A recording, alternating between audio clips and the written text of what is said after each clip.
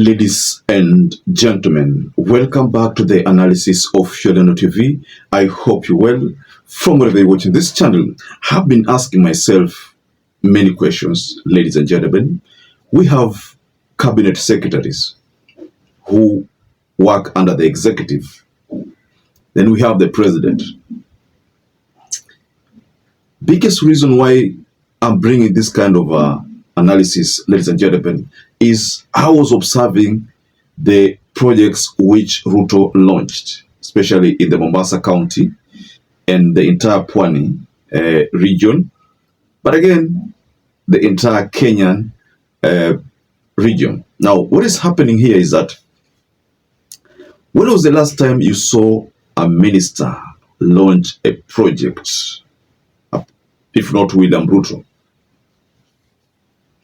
Come to think of this, yesterday Ruto launched a commuter train that is supposed to link SGR to Mombasa CBD. So for those of you who follow the proceedings, you will agree with me that that project falls under the Ministry of Transport. But then the biggest question is, who is the minister there? Of course, the minister is CHIRCHIR. We all know that CHIRCHIR is the one who is at the helm of that docket. But the biggest question is, why wasn't CHIRCHIR allowed to launch the project? Because they fall under his ministry. So I was forced to go deep into some of the roles of ministers, because I was asking myself, or could it be that ministers are not allowed to launch projects? The main reason why RUTO is launching all the projects. Then someone told me that this is politics, pure politics. He is launching all the projects because of the pressure coming from the opposition. Now he wants to be seen as if he's someone who is delivering. So he wants to deliver everything. But I'm told that a minister can launch a project in Kenya as part of their duties to implement government policies. The role of a minister is to manage their respective ministry, which often involves overseeing various projects and initiatives aimed at achieving national development goals. Why couldn't William Ruto allow CHIRCHIR to be the one launching the SGR, I mean the standard gauge, the commuter train, that's linking standard gauge railway at Meritini to Mombasa CBD? Why not allow CHIRCHIR? There is the issue of roads. CHIRCHIR was not seen to be launching any. All these projects launched by the president. Now, I'd like us to look at this move by William Samoei Ruto, because I agree with someone who talked about this launching being mere pure politics or PR issues. But first and foremost, before you get further on this, ladies and gentlemen, kindly support the work we do on this channel by liking this video, and don't forget to subscribe if you are not subscribed before. And to our existing subscribers, I want to continue thanking you so much, because without you, this channel cannot grow. CHIRCHIR could not be allowed to launch projects.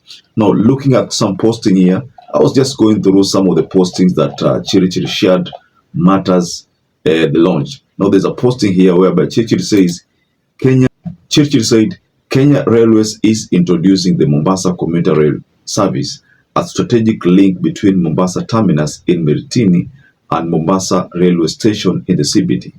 Scheduled to commence operations in September 2025. The 16.6 kilometer line combines 6.8 kilometer of newly constructed track and 13.8 kilometer of rehabilitated track, is projected to transport approximately 4,000 commuters daily, facilitating seamless connectivity for passengers traveling to and from Nairobi via the Madaraka Express passenger service, as well as serving residents of Shimanzi, Mazeras, Changamwe, and other communities situated along the corridor.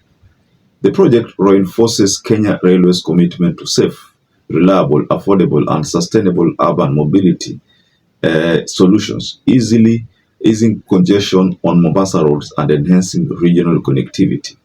accompanied by PS Transport Mohamed Dagar, together with the Kenya Railways Board of Directors and Management, conducted an inspection tour of the forthcoming Mombasa commuter rail service.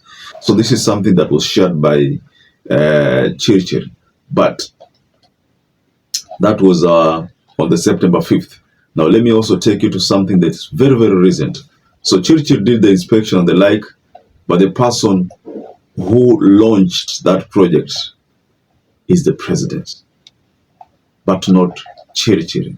So what happens is that CHIRCHIR only decided to now repost activities surrounding the president's launching of the project. So the big question to you, ladies and gentlemen, is this a political move?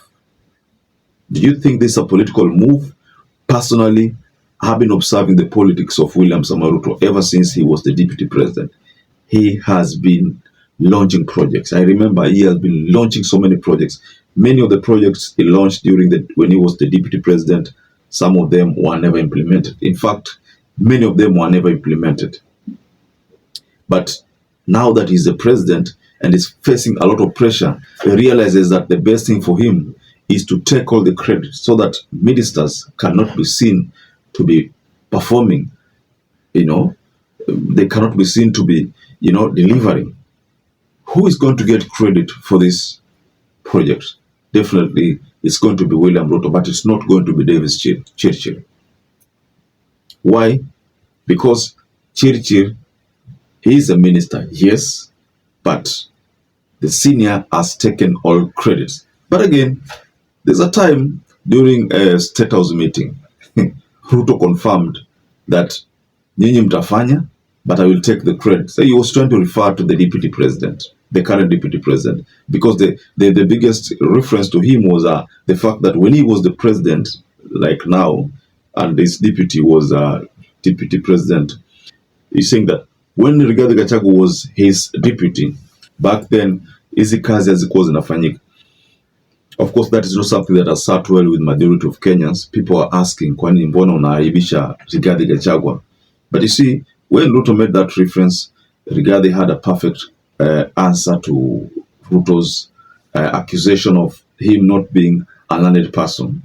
You remember that video? It has been trending. How Rigathi referred to William Ruto. Now, in that forum, Ruto said the deputy can be seen to be working, can be working, na anafanya kazi na roho moja, but at the end of the day, the person who takes credit is not the deputy. It is the president. So that is something that Ruto referred to when he was trying to talk to William Ruto, when he was trying to talk to the teachers who had visited him at the State House. And, teachers are considered to be learned people. So that's why he had to use the reference of the deputy not being a learned person, but the current deputy being a learned person who knows what he's doing. Ni kwamba zile bidii zote za Kindiki zinamkujia, credit inamkujia William Ruto. Now, ladies and gentlemen, the concern here is this project that Ruto has been launching, especially the issue of Mombasa. He took all the credit, by the way. CHIRCHIR ni kama hakuwa anaonekana, but he was there, I understand. But hakuwa ni kama anaonekana, ni kama vile tu watu wa kawaida pale. The person who could have been launching these projects ni CHIRCHIR, because CHIRCHIR represents the president in that docket. Yeye nangefaa ana launch na napenda report kwa president. President anakuja tu kuangalia in future the projects which have been, but we have confronted with a scenario whereby CHIRCHIR ni kama doketi yake ilichukuliwa yote na William Ruto jana. So perhaps if you're watching this video and you've not subscribed, take 1 second and subscribe, like this video. Until you catch up again, stay safe and stay blessed. Thank you once again for choosing YOLENO TV as your favorite political channel.